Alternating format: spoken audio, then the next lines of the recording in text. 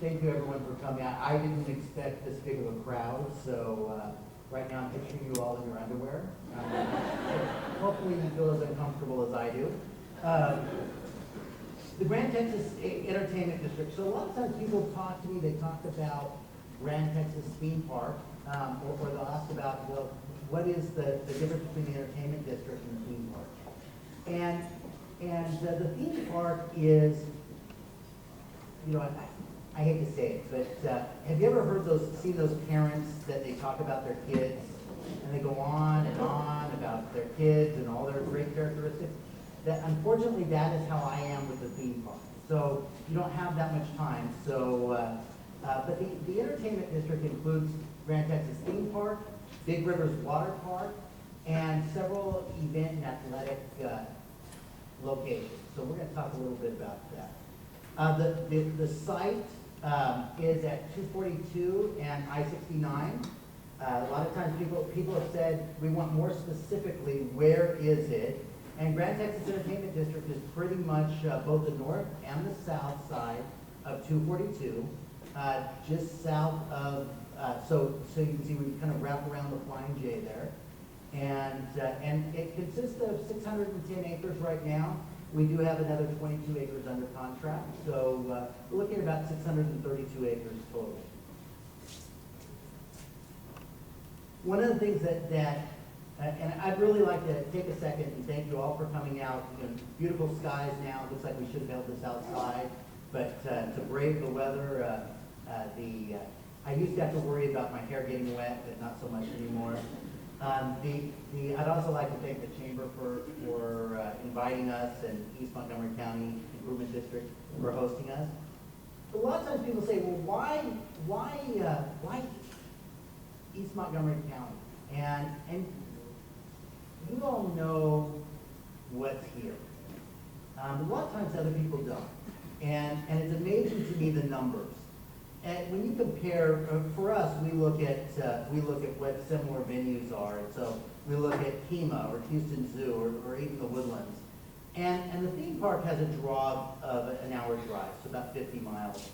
And if you look at the numbers, that from our site, it's not that different from some of these other what would be considered more central locations. And I think that the Chamber and East Montgomery County Improvement District do a great job of promoting it. But when people say, why would Grand Texas come to East Montgomery County? These numbers really are.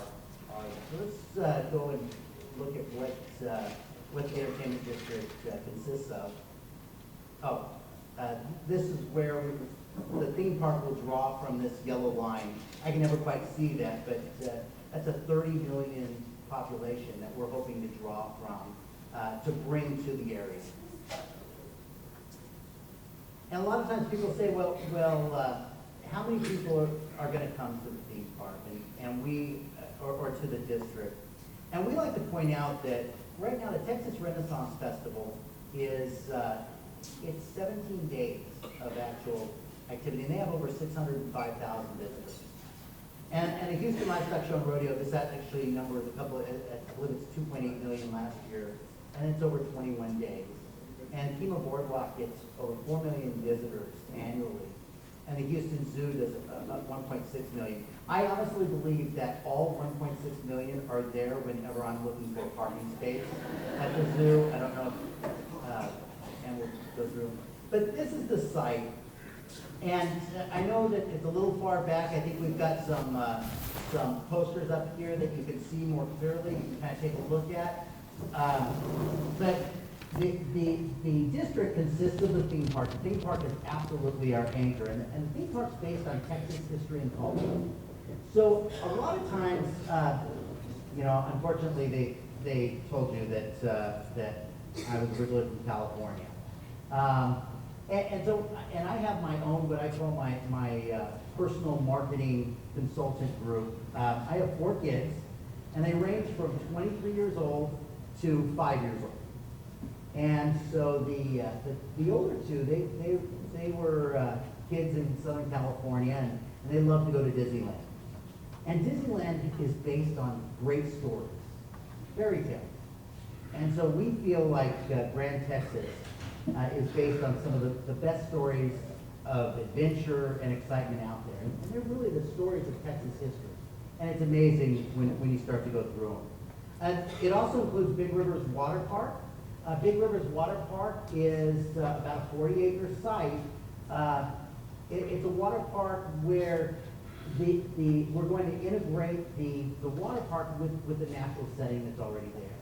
So instead of big swaths of concrete, you're going to see water slides that wrap around some of the towering oaks. The lazy river is going to meander through basically a forest setting that's already there.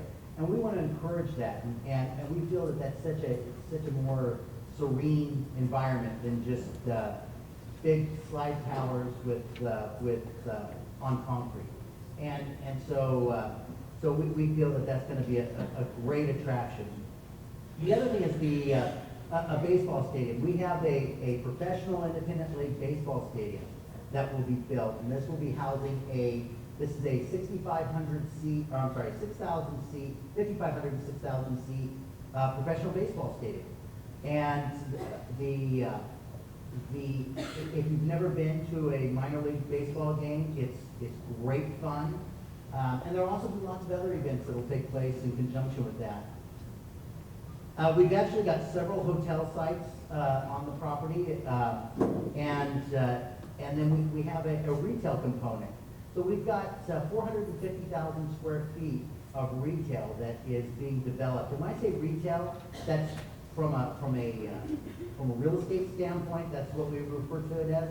But a lot of that is additional entertainment, restaurants, and then also shopping. I don't know if anybody likes shopping, but and lastly, we have an event center, and I'll get a little bit more into that. We also have, we're currently working with a group to put in about 90 acres of tournament quality athletic fields. So this would be very similar to Baseball USA, if you're familiar with Baseball USA. So from our standpoint, I can go on and talk about all these venues, but one of the things I'd like to mention, this is going to draw people to the area. And I hope that everyone in this room has an opportunity to take advantage of that. We estimate that within 5 years of operating, we'll have over 4.5 million visitors to the site per year. And those are people that are driving through, that are on their way, they're looking for a place to stay. The great thing about it is that we hope that a lot of them will intend to move here and move into these great master plan communities that are coming in. And that you'll be able to service them as customers. We feel it will have a tremendous effect on the overall community. Yeah. So the Grand Texas Theme Park is 150 acres. Initially, we intend to develop 71 acres of the theme park. So to give you an idea, when Astroworld opened, it was 59 acres, and so this is larger. And when people ask about the 150 acres, that doesn't include parking. So if anybody's been to Disney World and you've gone to the Magic Kingdom, and I believe that's 135 acres, but that includes 50 acres of parking. So I like to say we're already bigger than the Magic Kingdom. It's got 7 themed areas within the park that touch on various areas of Texas history and culture. The number one question that I get asked about the theme park is, will there be roller coasters? Absolutely, there will be roller coasters that I am not even willing to ride. So there'll be water rides. So in November, when the kids come and they insist on going on the water ride and they're shivering, there'll be an adventure park with zip lines and ropes courses, a very natural feel. That we want to incorporate the natural environment that's there now into the overall park. And there's equestrian trails. You know, one of the things that somebody told me, they said the sad thing about Texas or Houston is that when you come here and you want a taste of Texas, you want a feel of Texas, there's no place where you can just go and really feel like you've gone in the past and ride a horse. And everybody thinks of Texas, they think of the stereotypical cowboy hats and boots, but they don't get a chance to experience it. And so, so we've got over a mile and a half of equestrian trails that people can go to the amusement park, but they can change pace and go horseback riding as well. And we have a great agritainment area. Agritainment is one of those great made-up words, but we've got a focus on agriculture and the important role that it's had in Texas history. Big River's water parks, over 30 acres. It will have Waterslides, wave pool, lazy river, kiddie area, and it'll have a very exclusive VIP immersion experience. That's a long word. I just read that. If you didn't catch that, because I have never. But we've got this great area that will be set aside where when I go to amusement parks, and I go to a lot of them, or I go to a water park, I love going, but I don't really enjoy the crowd so much. So this is a great area where you can go and you can have a more intimate experience. And so the baseball field will be very similar in size and style to Constellation Field in Sugar Land. One of the great things that I want to emphasize is that Grand Texas is completely privately funded. There is no government money involved with it, and so we've been able to carve out wonderful attractions that will be a tremendous draw. And there's certainly incentives that are involved, but those incentives are the same incentives that would be offered to any large development. But they're all after the fact. They're all performance-based, so it's not using any tax revenue. Cedar Park Center, the event center is very similar to Cedar Park Center in Cedar Park, Texas. And it will host concerts. It will also host a minor league hockey team and amateur tournaments such as volleyball, cheerleading, basketball. It will house Cirque du Soleil performances, Disney on Ice performances. So it's a great performing arts center that doubles as a athletic center as well. And there's over 450,000 square feet of shopping and secondary entertainment space.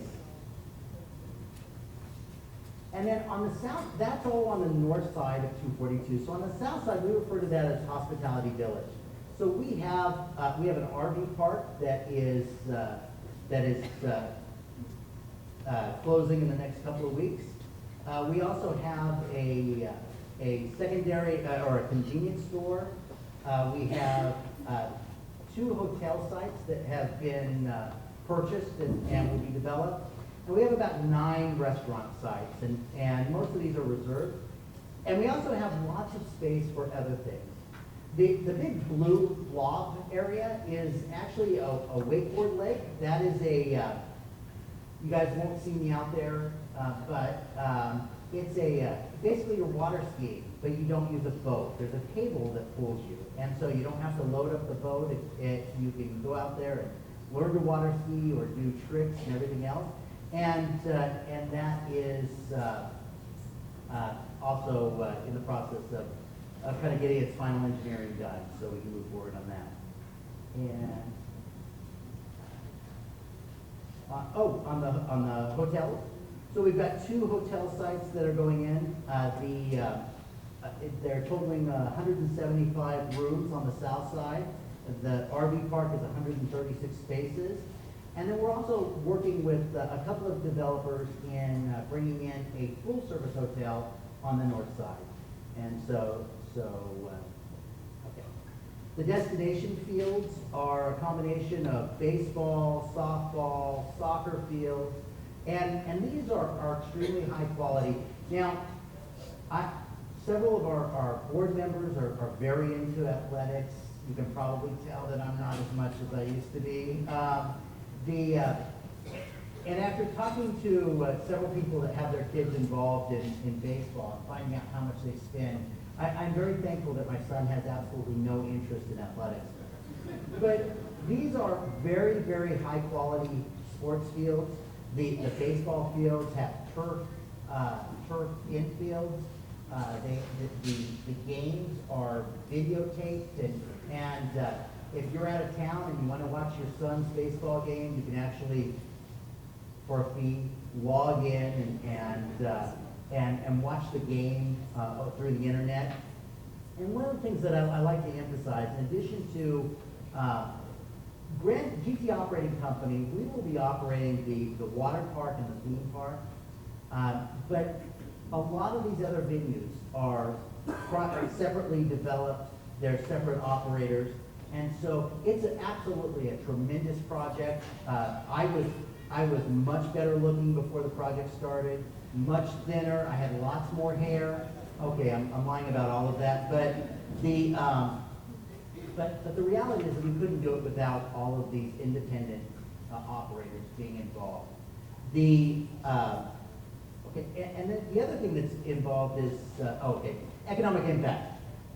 So the entertainment district, just to give you an idea on the theme park and the water park, there are over 1,200 seasonal and full-time jobs that will be hirees. Those positions will include everything from the person who sweeps the floor up to the general manager and all different pay scales. But what a tremendous opportunity for not only the youth in the area, but we also anticipate that we'll have a huge number of seniors that will be seeking employment, and the park is about storytelling, and we want to make sure that we get the opportunity to incorporate storytellers as much as possible. And then there's over 900 seasonal and full-time positions in the retail area. There's also, the number of restaurants, the number of hotels. All of these are adding to the jobs. And there's over 1,600 construction jobs over the period of 3 years. So this is a tremendous economic impact to the area initially, and then also permanently. So that's, those construction workers, and they're pulling off the freeway and they're getting gas, or they're buying groceries. And the great thing about it is that they're going to be driving up here, and they're going to see the same thing that my group saw when we came up here. They're going to see the beautiful trees, the friendly people, the affordable housing and land and opportunity. So we feel that the impact of Grand Texas will far exceed just the immediate impacts. So this is the number one question, the number one question about the entertainment district. When does all of this come online? And I will tell you that I am very, very aggressive. I think, man, if I just push things through, we'll get it done on time. And we had an incident where we got our first site plan for the theme park, and it was beautiful from the architect. The architect said, this is the best there could possibly be. We took it to the engineers. The engineers agreed. They said, it is absolutely beautiful, but the lake is in exactly the wrong spot. And so they had to redesign, and right now we project that Big Rivers Water Park will be one of the first things that opens, which is April 2015. Hospitality Village will also open April 2015 with the hotels and some restaurants and the C-store, and the RV park will actually open even before then. The Destination Fields will be the next month, May 2015. Grand Texas Theme Park will be the summer of 2015. The Event Center will open with hockey season beginning in October 2015, and the baseball stadium will open for the 2016 season. So these are a lot of events that will be occurring all at the same time. And if you have a business that interacts with the public, with the consumer, you can plan how can you take advantage of this. Also, I was amazed when we were dealing with one of the baseball groups, the ownership groups for the baseball team, and they said how interested is the public, and you all are a testimony to how interested the public is in this development. But we have 21,000 great Facebook friends. It is absolutely amazing. I'm not allowed to comment on it because I can spend 8 hours in the middle of the night typing away secretly if somebody else comes. Kidding. I love the interaction and seeing the suggestions and people talking back and forth. And we actually had more Facebook friends than several other similar events, and I really appreciate that. And then also Twitter, and I have no idea how Twitter works or what Twitter works. And I have a great director of marketing and public relations, Ashley Higson, and she handles all of that. I do know that I get tweets every now and then, and then none of this could be accomplished without a great team. And that is really the driving force behind Grand Texas. Chuck Hendricks is our Chief Operating Officer. Chuck ran Astroworld as president of Six Flags Houston for 13 years. Chuck was responsible for being put in charge of dismantling Astroworld, and that left a sore spot in him. Chuck is very excited about coming back and emphasizing the differences between Grand Texas and Astroworld, but at the same time providing that continuity of a great theme park. Bob Logan he was at one time general manager of Splashdown. He's also been manager of Magic Mountain in California. He'll be running our parks. Ashley Higson, director of marketing. She's great. A lot of times people will ask to speak to me, and I try and tell you I know nothing. I just turn around and ask Ashley, and so she's a great contact. Bob Runyon is our lead architect. Bob, so I don't know if you've been to Market Street in the Woodlands, but Bob Runyon was the architect for Market Street in the Woodlands, and we felt like that had a great sense of space, a great sense of movement, and so although the retail area is very different, Bob Runyon is, we feel that he'll bring his expertise and make that someplace really special.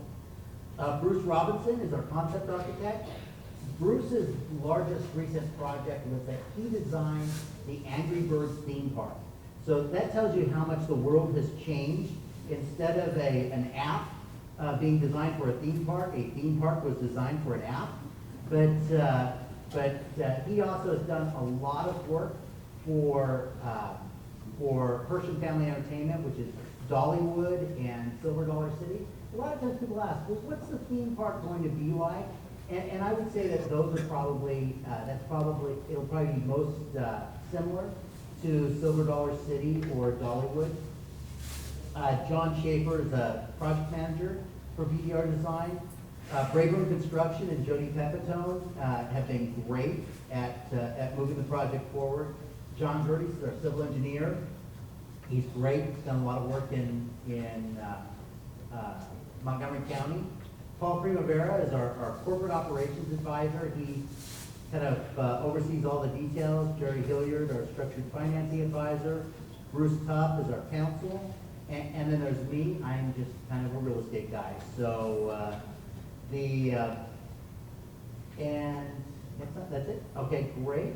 And I know that there are lots and lots of questions. One of the areas I would recommend that you go to is certainly go on Facebook. It is amazing how quickly somebody can put a question up, and they will have answers faster than I can deliver them. Also, the Ashley is a great source, and I think you'll see more information coming forth from the public very soon. And I'll be meandering about afterwards with a dazed look on my face. So if you have any questions, feel free to ask. I'd also invite you to take a look at these pictures. I know sometimes it's harder to see the big source. But thank you very much for having us. And Ashley, you would you like to come up and you need to come up and? Okay. I'm Ashley Higson, Director of Marketing in Grand Texas. Thank you all so much for coming out today. We certainly appreciate everyone's interest and support in the project. This is something that is so exciting for us, but we know it's also very exciting for y'all. We also understand that you have questions, some of you have concerns, and we want y'all to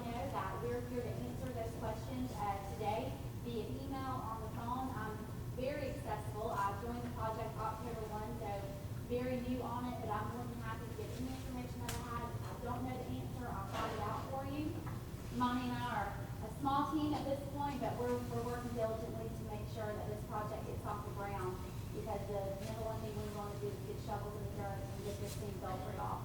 So I would just encourage you to like us on Facebook if you haven't done so already. Follow us on Twitter. That's where you'll find all of our updates. I've also got plenty of cards with me today. So if you don't have my card and would like to get my contact information and give me yours, I'd love to add you to our distribution list so that you can receive all of our press releases, any information that we're going to be putting out. We will be having a press conference next Wednesday where we're going to be announcing some new updates on the development and also providing the most up-to-date site plans and renderings. We would invite you to come out if you can, and I'll make sure that you're on that list if you want to exchange your information with me. Thank y'all so much for coming today. We appreciate it.